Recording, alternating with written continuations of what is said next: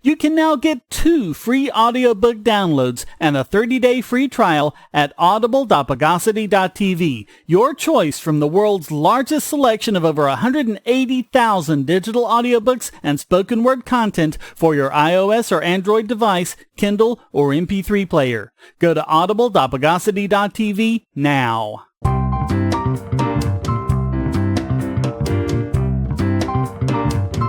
Welcome to the Bogosity Podcast for the week of May 21st, 2017, the podcast that knows how many holes it takes to fill the Albert Hall.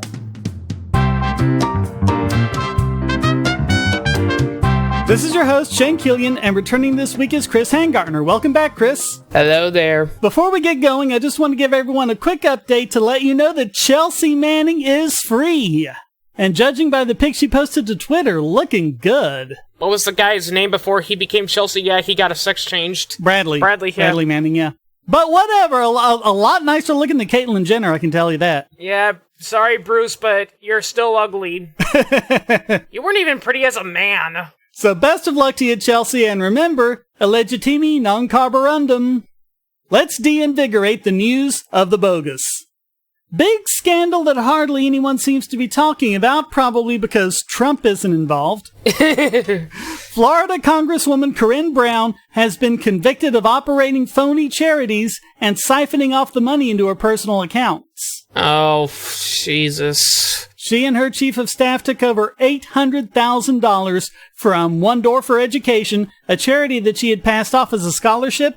These include things like a $750 birthday cake for her daughter. Yeah. How do you spend $750 on a birthday cake? Yeah, unless you went to like those Cake Wars people. The amount that was actually used for education, $1,200. And I agree with you. The only reason the news media is not going on it is because Trump's not involved. Yeah, well, she's a Democrat. She's black. Yeah. Brown was charged with 22 counts, including 7 counts of wire fraud, 5 of mail fraud, 1 conspiracy, and 3 falsifying tax returns. She was convicted of 18. Damn. And this isn't the first time she's done something like this. In 1998, she was brought before the House Ethics Committee about an unreported $10,000 she received from the National Baptist Convention. That same year, the FEC admonished her for forging her campaign treasurer's name on campaign reports. And she also worked to secure the release of a Gambian millionaire convicted of bribery after he gave her a luxury car. Why am I not surprised? Prosecutors described her as an egotistical politician living beyond her means. I guess her $152,000 a year congressional pension just wasn't enough for her. Oh, yeah, that's... She's going to keep receiving that, by the way, at least until her appeals are exhausted. All these statists, are always bragging about how, the government doesn't have enough money, and we don't want to cut the military or the schools and all that. It's like, okay, fine then. Why not cut your own salaries? This isn't even her salary. This is her pension. What do you expect, people? It's another crooked politician. Say, if you're tired of the promos in this podcast, well, the patrons got it early and with no ads or promos. Just go to patreon.bogosity.tv and donate at any level. We seem to be covering a lot of stories lately from hideously unconstitutional behavior from Customs and Border Patrol, and they really seem to be showing their true colors. Aaron Gok relented and unlocked his phone so CBP could go through it. When asked about this growing number of searches by Ars Technica, they responded with a long statement that didn't actually say why these searches were taking place. Just like Franz Kafka's The Trial. Keep that in mind as we go through this conversation. You'll find it very Kafkaesque. Gok, interestingly, is a political activist with groups like Greenpeace and Copwatch. He claims he agreed to unlock the phone under, quote, psychological duress coming off 20 hours of travel. So here's how Ars reported it, quote, immediately after stepping off the jetway and into the terminal, Gok thought that something strange was happening. All passengers were being required to show their passports well before clearing customs to enter the United States. Once Gok arrived at a CBP checkpoint and had his passport scanned, he was told to move to secondary screening. There his passport was taken and he was told to wait. He was specifically told not to use his phone. He was escorted over to a small desk where an agent began peppering him with questions. Gawk recalled a surveillance camera mounted above and behind him, possibly with the aim of capturing the screen of any device he produced. Sorry for the inconvenience, the agent told him. We should have you out of here in just a moment. I hope you won't mind if we just ask a few questions. According to Gawk, the agent asked numerous basic questions. What is your name? Can you spell that? Despite seemingly already knowing the answers, he held Gawk's passport in front of him. As his interrogatory continued, the questions got more and more detailed. Did you book your own travel? Who booked the travel? And your apartment? He responded to all the questions. After a few minutes, the agent asked, Can we check your phone to verify the info you provided? This, Gawk recalled, was a crucial moment.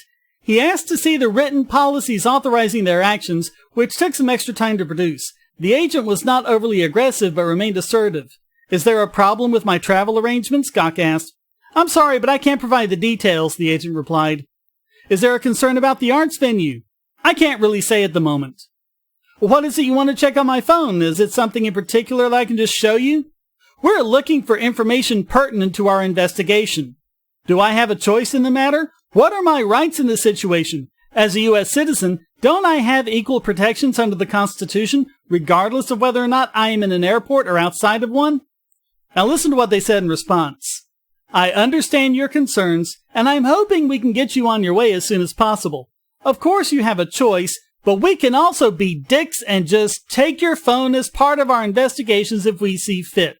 Your phone and its contents are part of your personal effects, which are subject to examination when crossing any border into the U.S. That doesn't sound like much of a choice. What happens if I choose not to unlock my phone? We can detain your phone and any personal effects needed to assist in our investigation. So then, of course, they ask the question they always seem to get to. Is there any reason in particular why you don't want to turn over your phone? I believe strongly in the Constitution and in my right to privacy, Gawk replied. I have nothing to hide, but the only way I know if I actually have any rights is if I try to exercise them. But it sounds like I don't actually have those protections in this situation. Once Gawk handed the phone over, the agents took it out of his sight for several minutes before returning it and thanking him. The entire interaction, from the time he was sent to secondary to the time he could leave, lasted about 90 minutes. Gawk said, quote, When the CBP takes that oath of office to follow the Constitution and tells you that you don't have the Fourth Amendment at San Francisco Airport, that raises huge questions for me. The Fourth Amendment is one sentence, and it's pretty clear. It also says something about the places to be searched and the things to be seized. What's the specific area that's being searched? In the case of the CBP, there's none of that. I read the Fourth Amendment, and I don't find the justification to have that authoritarian overreach. They don't, but they'll find a way around it. Yep. So it might be an idea to take a burner phone with you when you travel overseas. Oh, but that's proof that you're definitely hiding something.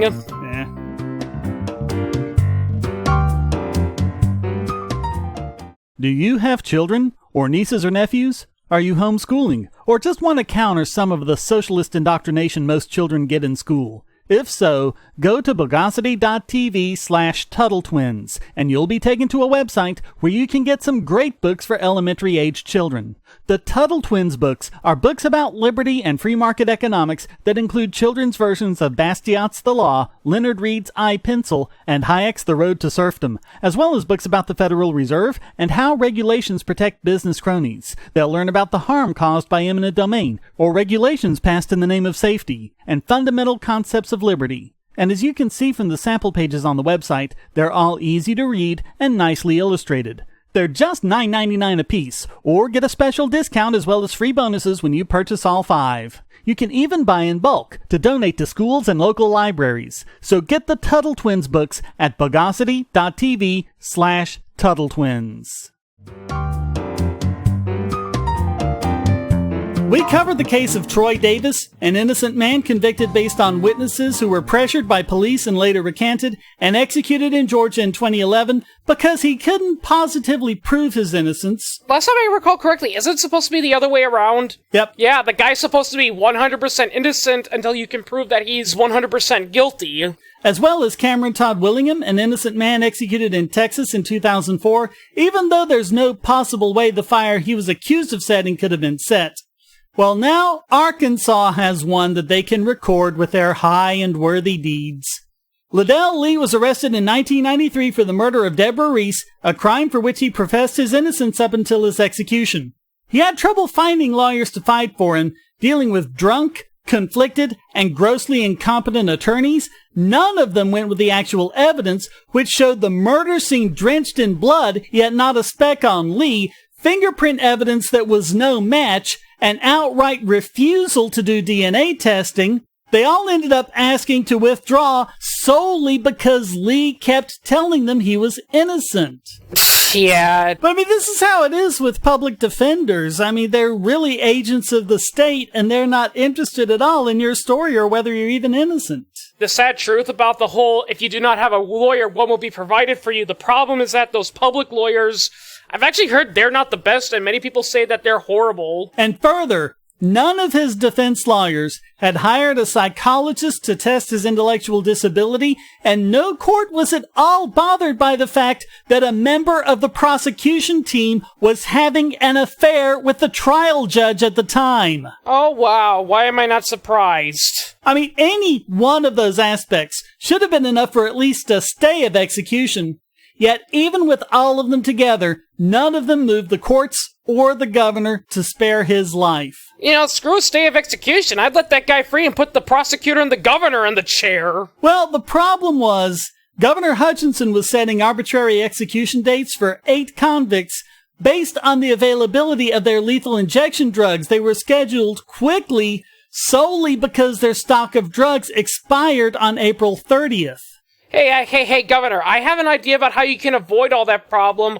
Don't have the death penalty. Put the guy in, and if he's innocent, well, he has the rest of his life to prove he's innocent. And by the way, pro-death penalty people, contrary to popular belief, it is not more expensive for life sentences. It is several times more expensive to execute someone. And it's not a deterrent either. Oh, yeah. And his new defense team didn't even have time to get his medical records from the prison because of the fast-tracked executions. Nobody gives a shit about justice anymore. It's all about how many people I can throw in prison, and in some states it's even about how many people they executed. They finally had Lee tested the week before his execution, and the results showed him ineligible for execution due to severe intellectual disability. Both state and federal courts dismissed this and other arguments because, they're just a last-minute ploy to extend his execution beyond the April 30th expiration date so we can't execute him. It's just a ploy. Oh, yeah, well, I'm not the guy saying that we should kill a human being. Yeah. I honestly wonder if some of these prosecutors and federal agents borderline psychopaths, because not only are they okay with execution, some of them take pride in how many inmates they execute. Oh, yeah. Crazy. Makes me wonder, should I be afraid of this guy? Like, should I keep my pets and young children away from him? A lot of psychopaths are very charismatic and can get people to support them, and some of those prosecutors are.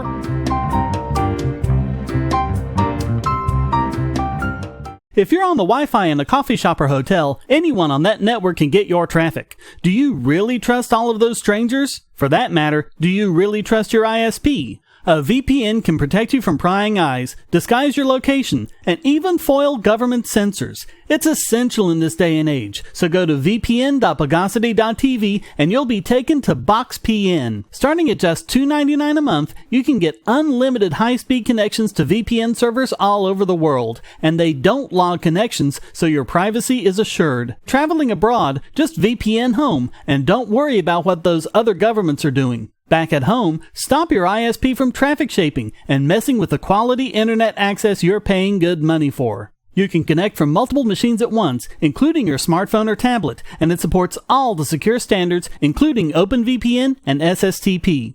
Bypass censors and surveillance with your own secure VPN connection. Go to vpn.bogosity.tv.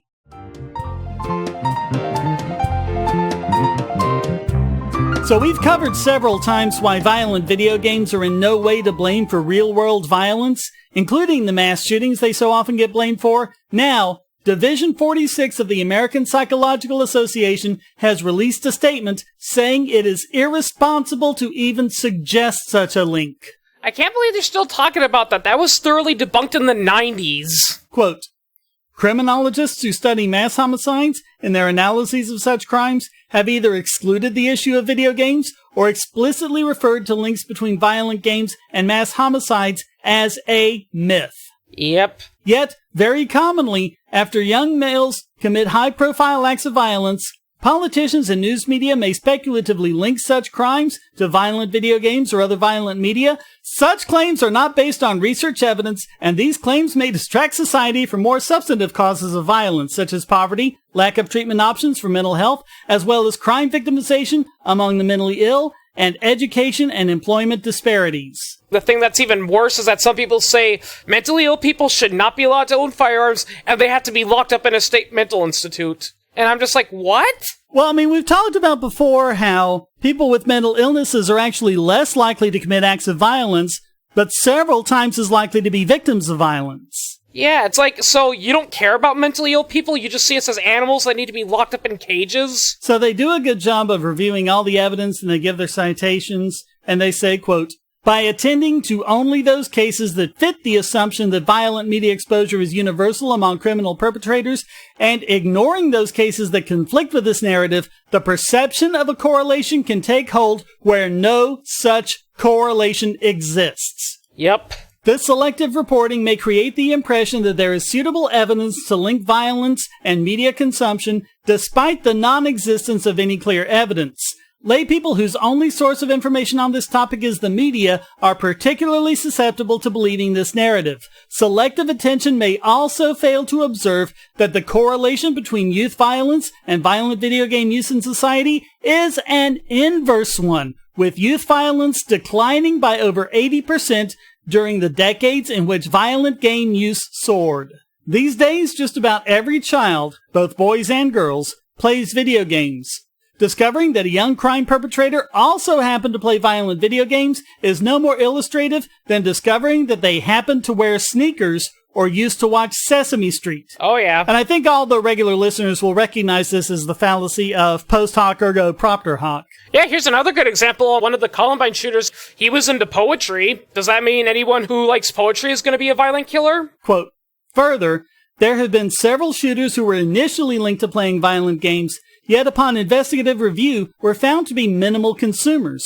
These include the perpetrator of the 2007 mass shooting on the Virginia Tech campus, who was found to have no notable exposure to violent games, despite initial claims to the contrary, and the perpetrator of the 2012 mass shooting on the Sandy Hook Elementary campus, who, although he was reported to have several outdated action-oriented games in his home, was reported by witnesses to mainly play non-violent games such as Dance Dance Revolution. If I recall correctly, I read an interview with people who knew Adam Lazan, and they said that the early signs, although granted it's not a guarantee that something might have been up, was that he was kind of obsessed with history, and he was in particular obsessed with bloody history, like he would talk about the Holocaust, but still, that's not a sign. Well, God, look at how much we talk about the Civil War in our hangouts. Yeah. They all seem to come around to that sooner or later. Probably because the Civil War is a common reason why a lot of people say, that's why we need to have the state. How are we going to prevent those racist Southerners from defecting and using that as an excuse to torture people, which, by the way, they didn't do in real life? Well, and it's just so rich in all sorts of lessons you can learn from it from both sides. Yeah, I mean, there's actually a really good quote that said World War I never would have happened if Europe had paid attention to the U.S. Civil War. Yep. They conclude, quote, public officials, news media, and scholarly organizations such as APA would do well to focus on scientifically valid substantive causes of violence ranging from poverty to mental health issues to educational and social disparities. Focusing on video games or other media can distract from real causes of violence and do harm. That's actually why more rules is actually going to lead to more crime, is because you're so obsessed looking through every single little detail that the big thing's going to fly right by you. Quote, news media would benefit from remembering that discovering a young male perpetrator of a crime also happened to play violent video games or watch violent movies is not remarkable given the commonness of such media use among young males. Such disclosures should not be treated as significant or as causes. I mean, not that it'll stop them. If it bleeds, it leads. I'm all for freedom of the press, but seriously, the mainstream news media, something needs to be done about those people, you know. We live in a world where light bulbs connect to the internet, and recent attacks on them prove that your online security is under threat like never before. Not only your websites, but the internet-enabled devices you buy. and the biggest problem is weak passwords. That's why you need LastPass. LastPass allows you to randomly generate strong, unique passwords on the web and on your internet-enabled devices, all protected by one master password. LastPass sets up in minutes and gives you secure automatic logins throughout the web, synchronizing across all your browsers, all your computers, and even your mobile devices, at home, at work, or on the road. It even securely stores sensitive form data, including credit card numbers, backup sensitive documents, software licenses, Wi-Fi logins, and more. And with LastPass Premium, you can get these benefits on other applications, manage passwords for your entire family, and also get priority customer support. Sign up at password.bogosity.tv for a free month of LastPass Premium. Log in securely everywhere using the last password you'll ever have to remember. Go to password.bogosity.tv and get LastPass now. And now it's time to devaricate this week's biggest Bogon emitter. And this week it goes to fake news outlet NPR, who just couldn't resist jumping on the anti-WikiLeaks bandwagon the other fake news outlets are on, and even cranking it up to 11. Their main claim was that WikiLeaks posted 9 gigabytes of data, supposedly from French presidential candidate Emmanuel Macron's campaign data, but a lot of it was fake. Therefore, WikiLeaks is fake and can't be trusted, and my Hillary should be prez! Okay, they didn't say that last part, but you know they were thinking it. Oh, yeah. Yeah, but that's the only reason for all this recent anti-WikiLeaks furor. The thing is, none of that is true. Someone else put the 9 gigabytes of data on Pastebin, and WikiLeaks tweeted, quote, alleged multi-gigabyte Team Macron email archives could be a 4chan practical joke we are examining. Yep, but they ignore that little detail. Yep. But this is just part of the latest trend, like multiple BBE-IE winner and fake news paranoiac Rachel Maddow. We didn't cover this at the time since we had even more bogus things to talk about, but she told her audience last month that RT, that's Russia Today, knew about the WikiLeaks Podesta email drop before it happened, which is ridiculous. They reported on it before WikiLeaks tweeted about it, but only after it was posted to the main WikiLeaks site. In other words, they were just paying attention. And that had all been sorted out at the time that it happened, but that didn't stop Maddow from bringing it back up a month later. Yeah, the mainstream media is always warning about fake news, and I'm just like, you're the pots calling the kettles black. So WikiLeaks tweeted a response to NPR, quote, NPR is not a credible news organization. 1. WikiLeaks did not publish #MacronLeaks. 2. So far, only Macron claims fake docs, but names none. NPR responded saying they had corrected the implication, except it wasn't an implication. They didn't imply it. They stated it outright. They reported as fact that WikiLeaks had posted 9 gigabytes of data and reported as fact that a lot of it was known to be fake. That's not an implication. So WikiLeaks responded, quote, that's retraction or correction, NPR, not clarification, and normally followed by an apology for misleading 7 million people. Of course, no apology was forthcoming, not even a half-hearted mistakes were made. So that makes NPR this week's biggest Bogon emitter.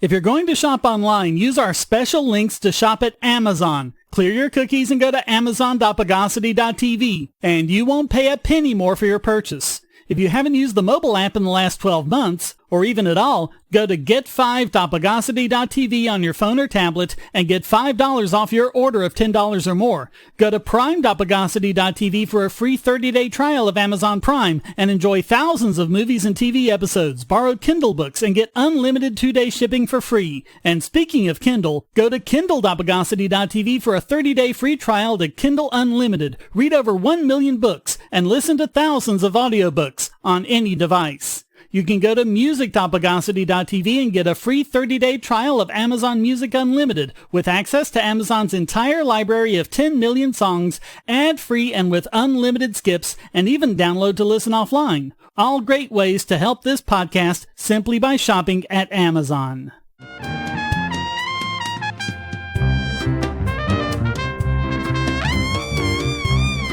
And now let's anti-disestablish this week's Idiot Extraordinaire.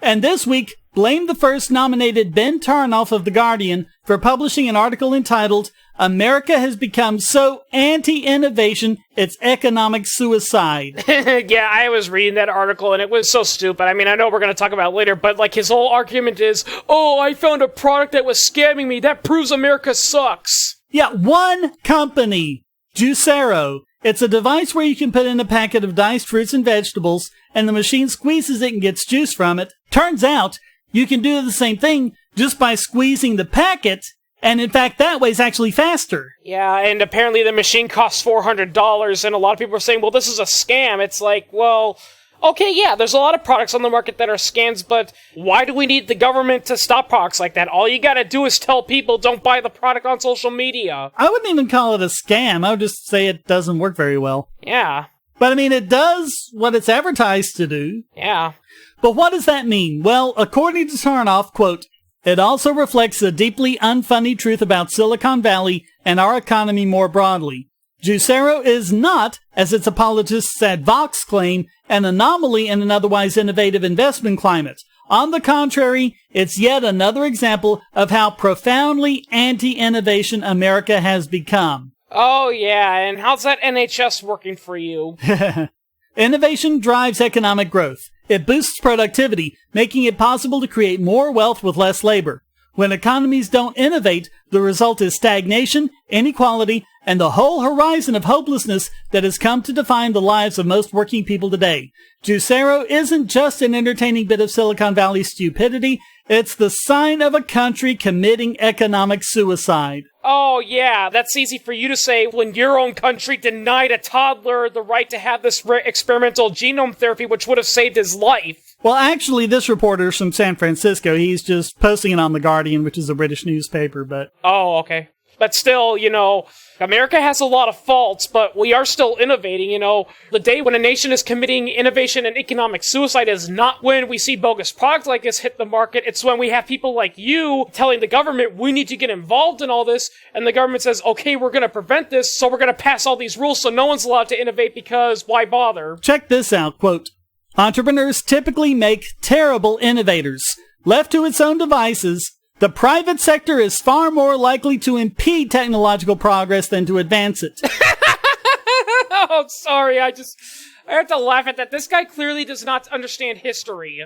That's because real innovation is very expensive to produce. It involves pouring extravagant sums of money into research projects that may fail, or at the very least may never yield a commercially viable product. In other words, it requires a lot of risk, something that, myth-making aside, capitalist firms have little appetite for.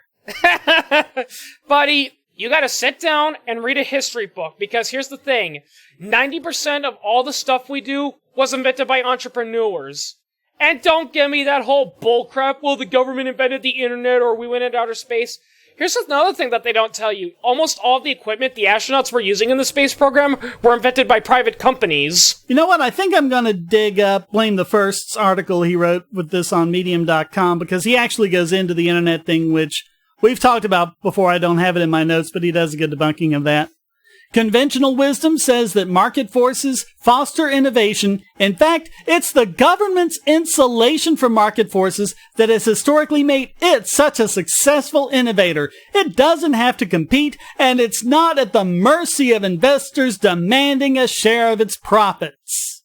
That's actually why the government is so bad, is because it has no competition, you know? Listen here, buddy. The way reality works is that the reason why companies are always coming up with new technological innovations is because if they don't, another guy will come around, invent something better, and they're gonna get left behind.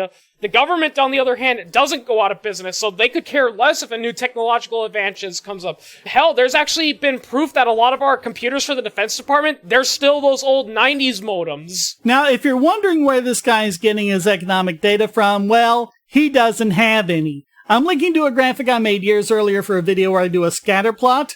The innovation index is on one axis, and the economic freedom score is on another, it is absolutely correlated with free markets with an R-squared of 0.47. This idea that markets don't innovate but government does is just so laughably wrong, it's embarrassing for both Taronff and The Guardian. I actually once met a statist and all that who said, but look at Australia. Australia is more economic prosperous, and yet they have all these laws and all that. It's pretty funny because I looked it up, and yeah, they are above the United States, but they're still below other countries that don't have those laws.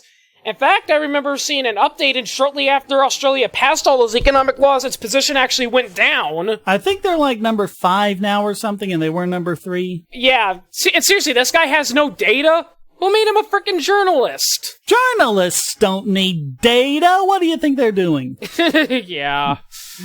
No, it's government that gets in the way of innovation. And a good example of that is Elon Musk. I mean, he's just an absolute refutation of everything this guy's saying, pouring all sorts of money into reusable rockets, solar roofs that work a lot better than the ones the government has funded. Yep. Electric cars, again, better than the ones government has funded. Mm-hmm. And a revolutionary high-speed train that can travel faster than an airplane by going through a very low-pressure tube while being more energy efficient, and even an underground car tunnel to potentially alleviate traffic jams. Oh, but Shane, we can't fund the Hyperloop because Thunderfoot says it's dangerous. Yeah. But I mean, if anything, government is hampering all of this, like the Hyperloop and the car tunnel. There are all these burdensome regulations and bureaucracy, things like, land acquisition and things like that. In all probability, India will get a Hyperloop before the U.S. Yep. And like we talked about, the sale of Tesla cars, Tesla wants to sell cars directly to the consumer. Government keeps getting in the way of that. But Shane, we gotta protect the people. How are you protecting people by denying them access to goods or services that could make their lives a heck of a lot easier, and in the case of medical innovation, could possibly save their life? Well, that's true of the Tesla, too. The driverless features of the car make it a lot safer. Yeah, and how come a guy who has stage 4 terminal brain cancer, can't try out this experimental treatment that might prolong his life, even possibly save him? So if America is anti-innovation, it's because of government bureaucracy, not the free market. Yeah. But let's go back to that innovation index I mentioned. America currently ranks number 4, behind the UK, Sweden, and Switzerland, and ahead of many other countries like Finland, Denmark, Netherlands, and Canada. We may not be number 1, but only a moron could say we're anti-innovation. Yeah. Perfectly good example is India. Here's the thing, there's really smart Indians. In fact, some of the biggest tech companies were founded by Indians, but they were founded in America. A lot of people like to think that, well, America's richer than us because we have more smart people or whatnot. Well, then how come all these people who are smart in their native homelands, they have to come to America or Switzerland to get their ideas off the ground? That's always how it worked. Look at history. Look at how many inventors came here from somewhere else. Yeah, and going back to World War II, one of the reasons why Germany didn't have access to all their powerful super weapons was because everyone was coming to America, including some famous scientists, because they were Jewish. Yep, the brain drain. Yep. So that's why Ben Taronff takes this week's Idiot Extraordinaire.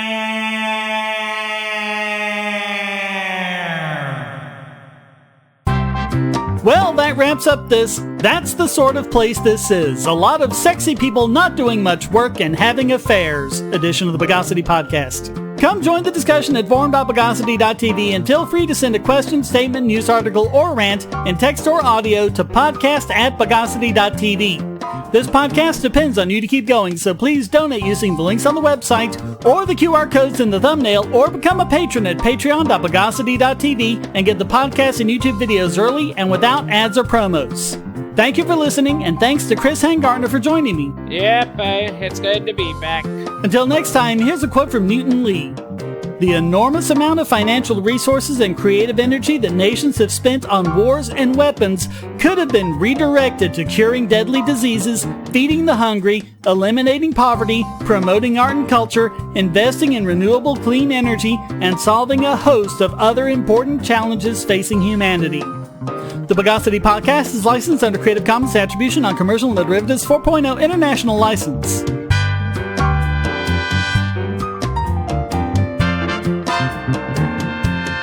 Bogosity.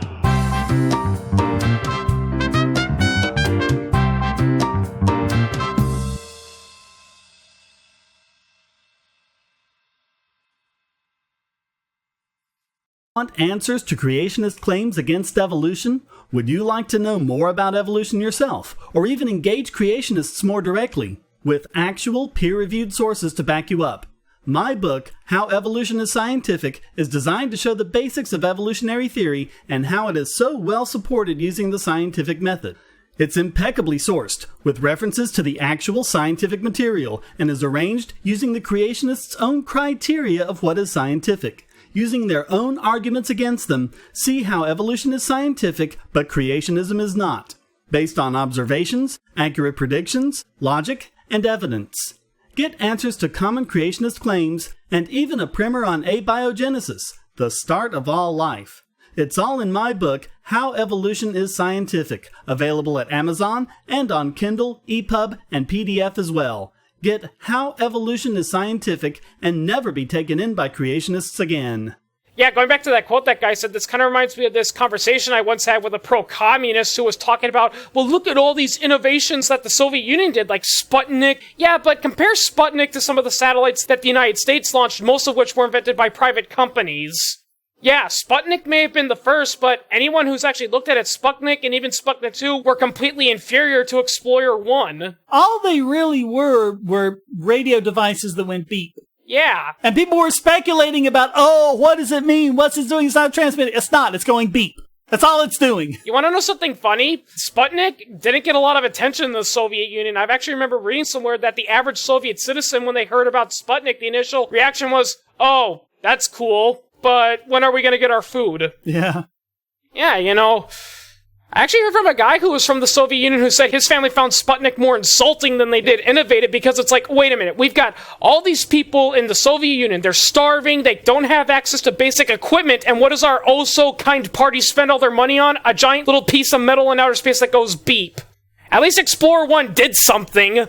Yeah, if a Democrat steals money from people, nobody gives a damn. If Trump even talks to a Russian diplomat, he's colluding with Russia. Yep, so we have to get him on the Logan Act, which absolutely no one has been prosecuted for in the entire 218-year history of the act, because it's so unconstitutional no one will even try it. Yeah, there was actually this really painful, I think it was a Stephen Colbert, they were making a joke about Michael Flynn, where Trump was saying, I think Michael Flynn was a good guy, and he's like, yeah, and I think Russia and Turkey will agree with you. It's like, why? He talked to Turkish people and some Russians because, I don't know, he was at the time the Secretary of State? You see, I grew up at the tail end of the Cold War, and the president and the premier of the Soviet Union actually had a special phone line set up between the White House and the Kremlin. Yeah. So that they could talk to each other whenever they wanted to. Yeah, that was in response to the Cuban Missile Crisis, which was largely caused because the Soviet Union and the Americans just didn't want to talk to each other. And it was resolved by they did talk to each other. Yeah. Kennedy and Khrushchev. Yeah. And Khrushchev was like one of the most unreasonable people on the planet. Stubborn, hot-tempered, and it even worked sitting down talking with him. If they can work with friggin' Khrushchev. They're actually already talking about impeaching Donald Trump, and, Of course. Yeah,